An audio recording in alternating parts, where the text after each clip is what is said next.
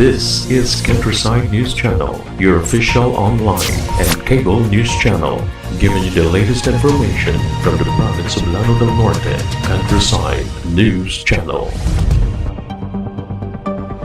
Speaker, I now move that the gentleman from the 1st District of Lanao del Norte, Representative Mohamad Khalid Dimaporo, be recognized to avail of the privileged hour. So move, Madam Speaker. Honorable Representative Mohamad Khalid Dimaporo is recognized. A'udhu billahi minash shaitanir rajim. Bismillahir rahmanir rahim. Speaker, colleagues, Assalamu alaikum rahmatullahi wabarakatuh. First, let me acknowledge the House leadership for filing House Bill 6475, the BTC version of the Bangsamoro Basic Law. The passage of that legislation will give the Moros their ancestral domain and their right to self-determination. At the same time, let me remind the body that the word Moro was used to unite the Muslim tribes in an armed struggle against the Philippine government. Not all of us believe in the Moro movement. I, for one, am proudly Filipino. And the legislation passed in Congress on my behalf was the creation of the National Commission on Muslim Filipinos. My speech today is about the NCMF and how it is failing as an institution. First, I'd like to address its budget. Second, I'd like to revisit the NCMF law. Third, I'd like to discuss corruption in the Commission as regards the Hajj passport scandal. Lastly, I'd like to touch on the Hajj pilgrimage program of the Commission. To begin with, in the plenary deliberations of the 2018 budget, 3 commissions were moved to be given a 1,000 peso budget: the Energy Regulatory Commission, the National Commission of Indigenous People, and the Commission on Human Rights. Unknown to the public is that another commission was almost subjected with a 1,000 peso budget: the National Commission of Muslim Filipinos.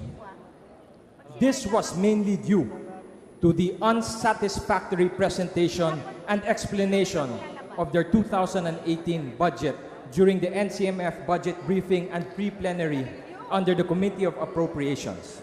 The committee chairman and all members of Congress present were disappointed that the NCMF secretary and all the commissioners were absent. The presentation of NCMF on their 2018 budget lacked substance. The only clear-cut financial explanation given to the House of Representatives is that DBM increased their budget to 612,962,000 pesos and that they prioritized ICT projects for 2018 worth a total of 15,431,000 pesos and that 80% of their total budget is for salary. No substantial explanation was given as to how more than 600 million worth of taxpayer money will go to the benefit of Muslim Filipinos. No data was provided as to what output will be delivered from the use of public funds. I was hoping for a more detailed presentation of government services delivered for the payment of their salaries. As I previously mentioned, the initial reaction was to give a 1,000 peso budget as retaliation for the absence of NCMF officials during the budget briefing and the plenary.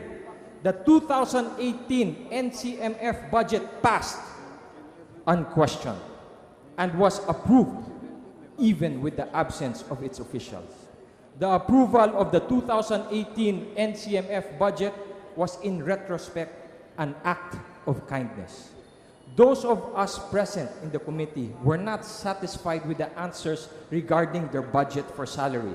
Specifically, the agency's inability to fill vacant positions especially since it is converted to savings in the agency, and we don't know how the savings are spent. To address this, I have filed the following resolution. A resolution directing the Commission on Audit to provide the Committee on Muslim Affairs a report on the utilization of savings in the National Commission of Muslim Filipinos for the year 2011 to 2016. Before I continue, let me refer to the law creating the NCMF. The National Commission on Muslim Filipinos was created by virtue of Republic Act 9997 on July 27, 2009. The Act abolished the Office of Muslim Affairs and replaced it with a commission headed by an NCMF secretary. There are 9 commissioners in total. Among the commissioners, 1 is from the women's sector, 1 is from the youth, 1 is from the ulama sector. The remaining number of commissioners are chosen to represent the different Muslim tribes of the Philippines, provided that not more than 2 commissioners come from the same tribe at any given time. Republic Act 9997 provides the NCMF with 29 powers and functions. Its primary function is to act as a link between the President and Muslim communities. Its secondary responsibilities would be the development of Muslim settlements and act as the primary agency in which Muslim Filipinos can seek government assistance. It also functions as a coordinating body to give government agencies on behalf of Muslim Filipinos. This includes the peace process, the development of trade and industry, planning, budgeting, and performance evaluation of government programs that benefit Muslim Filipinos. They are also mandated to establish Islamic research centers, museums, and cultural institutions. They are the frontline agency of the government to facilitate the Hajj, Awqaf or endowment, and the Madrasa education system. The NCMF law also provides the Commission with 7 bureaus to attain its objectives. The Bureau of Muslim Economic Affairs. This bureau focuses on the economic development and livelihood for Muslim Filipinos. Bureau for Muslim Cultural Affairs. This bureau is in charge of research, studies of cultural development of Muslim Filipinos. It is also responsible for the madrasa and also the conduct of a Quran reading contest. Bureau of Muslim Settlement. This bureau is responsible for the development of Muslim settlements. Bureau of External Relations. This bureau is both the public relations arm and the public information arm of the NCMF. Bureau of Pilgrimage and Endowment. This bureau is in charge of the administration of Hajj, the processing of travel documents, collection of fees such as the Mutawif fees and other requirements stipulated by the Kingdom of Saudi Arabia. This bureau is also in charge for the administration of Awqaf, endowment programs and projects. Bureau of Peace and Conflict Resolution. This bureau is tasked to settle conflict in Muslim communities and participate in the national peace process. Bureau of Legal Affairs. It is the bureau tasked to provide legal assistance to members of Muslim Filipinos. It is also the legal arm of the NCMF. Congress has legislated a good law for the benefit of Muslim Filipinos, in which I would like to place on record my disappointment in the unprofessionalism of the NCMF leadership. They have been absent when called upon by the Committee on Muslim Affairs and were absent when called upon to defend their 2018 budget. Ideally, we should be working together for the benefit of Muslim Filipinos scattered throughout our republic. How can we work together if NCMF cannot treat their partners here in the House of Representatives with respect? When I was governor, the impression that I had of NCMF is that they are mere facilitators of Hajj pilgrimage. The only time we in the LGU see them active is when Hajj season begins. Now, as Congressman, I've seen the depth of their powers as a commission. Their power to develop domestic trade and provide livelihood for Muslim Filipinos. The power to provide scholarships domestically and internationally for Muslim Filipinos.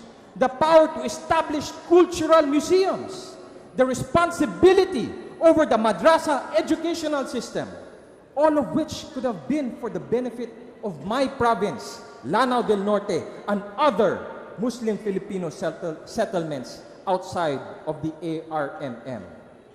So now, I'd like to address this question. What have they accomplished in their mandate outside the Hajj pilgrimage program and Quran reading contests? To answer that question, I have filed the following resolution. A resolution directing the appropriate committee in aid of legislation to assess the budget provided to the National Commission on Muslim Filipinos and its 7 bureaus for the years 2010 to 2017 in comparison to their performance for the benefit of Muslim Filipinos. It has been almost 10 years since the creation of NCMF. It is timely that we re-evaluate the Commission to determine if it has accomplished anything significant for Muslim Filipinos, and if there is a need to amend and update Republic Act 9997 so that the Commission will be more effective in its mandate for the Filipino people.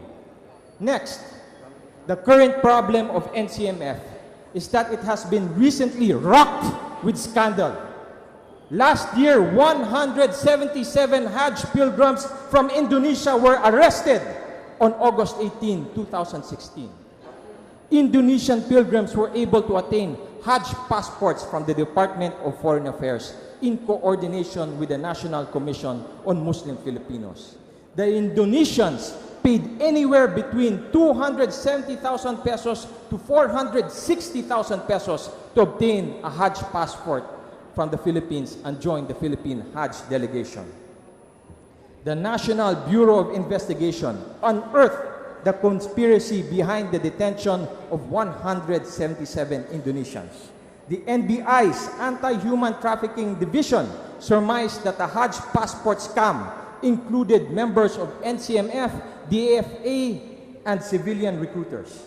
The latest news release states that NCMF Secretary Yasmin Busran Lau and 9 other members of the NCMF are facing charges for violation of the Philippines Immigration Act of 1940, Philippine Passport Act, Anti-Trafficking in Persons Act, and Estafa. Now, the NCMF needs to rebuild its image. They have lost the faith and trust of Muslim Filipinos, being the lead conspirators in the 2016 Hajj passport scandal. We, in the House of Representatives, can help by providing the needed legislation to prevent this abuse from happening again. Therefore, I filed the following resolution. A resolution requesting the Department of Justice, the Department of Foreign Affairs, and the NCMF to provide a detailed briefing regarding their findings in the 2016 Hajj passport scandal in aid of legislation. Finally, last month, September, the Hajj pilgrims of the Philippines returned home. The Hajj pilgrimage is religious tourism. It starts with a departure from Manila to Saudi Arabia and begins in Mecca, where pilgrims visit and pray in the Kaaba. From Mecca, they travel to Mina. The pilgrims spend a day in Mina praying and staying in tents. After Mina, they travel to Arafat, where they seek the mercy from God and ask for forgiveness of their sins. This ritual lasts from noon to sunset, after which they travel to Musdalifah and spend the night praying, then sleeping under open skies. They return to Mina and perform the symbolic stoning of the devil. Then Eid al-Adha is celebrated with slaughtering of animals to commemorate the story of Abraham and Ishmael. The pilgrims return to Mecca to do a farewell prayer in the sacred mosque that ends their pilgrimage, and they return home to Manila. A pilgrim embarks on a journey for religious purposes. After the completion of the Hajj, pilgrims generally don't complain of their travel. However, the sheikhs do. Sheikhs act as guides for our pilgrims, and I have heard complaints from them over the years in regards to food, lodging, and transportation. To place it in perspective, let me share some data. On the year 2015, the Philippines had 8,193 pilgrims who embarked on the Hajj. In 2015, the NCMF collected $2,020 per pilgrim to cover entrance fees, food in Arafat and Mina, hotel, housing in Mecca and Mina, insurance for the year 2015. With 8,193 pilgrims at $2,020 per pilgrim, the NCMF Mutawif Trust Fund totals $16,549,860. I repeat, $16,549,860. If we assume an exchange rate of 45 pesos to a dollar, that's equal to 744,745,700 pesos. I repeat again, 744,745,700 pesos, an amount larger than the total NCMF 2018 budget. The sheikhs complain because they question if the pilgrims are getting their money's worth. Rumors circulate that unscrupulous members of the NCMF are making money out of the Hajj Trust Fund. I addressed this problem in the NCMF budget briefing under the Committee of Appropriations. The reply of NCMF was that the inadequate lodging, food, and transportation was due to supply and demand. This year, more than 2 million pilgrims worldwide attended the Hajj. Unfortunately for the NCMF, they booked food, accommodations, and transportation at the last minute after they've collected the mutawif fee from the pilgrims. This is in comparison to other Muslim countries who negotiate service contracts good for 10 to 15 years. The NCMF solution is a program to establish a revolving fund to cover the 20% down payment required for the Hajj pilgrimage. The amount needed is 137,620,000 pesos that was submitted to DBM for funding. On behalf of the NCMF, the Sheikhs, and our future Hajj pilgrims, I appeal to Malacanang that the NCMF, DFA, DOF, DBM, and COA convene a technical working group to provide a solution that will ensure our pilgrims with satisfactory service when they embark on a Hajj pilgrimage. Likewise, I have filed the following resolution. A resolution for the DFA, DOF, DBM, and COA to submit their opinion regarding the NCMF Hajj Revolving Fund proposal to the Committee on Muslim Affairs, so that we, as legislators, can help address the needs of our Hajj pilgrims. In closing, as I've stated in the beginning, when the Spanish colonized the Philippines, they found Muslim tribes in the archipelago. They referred to them as Moros, similar to the Muslims they've encountered in Spain, the Moors. Centuries later, the struggle for independence continued through armed struggle by the Moro National Liberation Front, then the Moro Islamic Liberation Front. Now the government will act on legislation to address their needs, the Bangsamoro Basic Law. But for those of us who are already content with the government and have joined mainstream Filipino society, Congress has legislated the National Commission on Muslim Filipinos. My privileged speech today is an appeal to our leaders that we strengthen the NCMF as an institution to live up to its essence, that is to give dignity and representation to productive members of mainstream society, your brothers and sisters in Islam, the Muslim Filipinos. Thank you for the privilege to speak, Madam Speaker. Assalamu alaikum warahmatullahi wabarakatuh. This is Countryside News Channel, your official online and cable news channel, giving you the latest information from the province of Lanao del Norte. Countryside News Channel.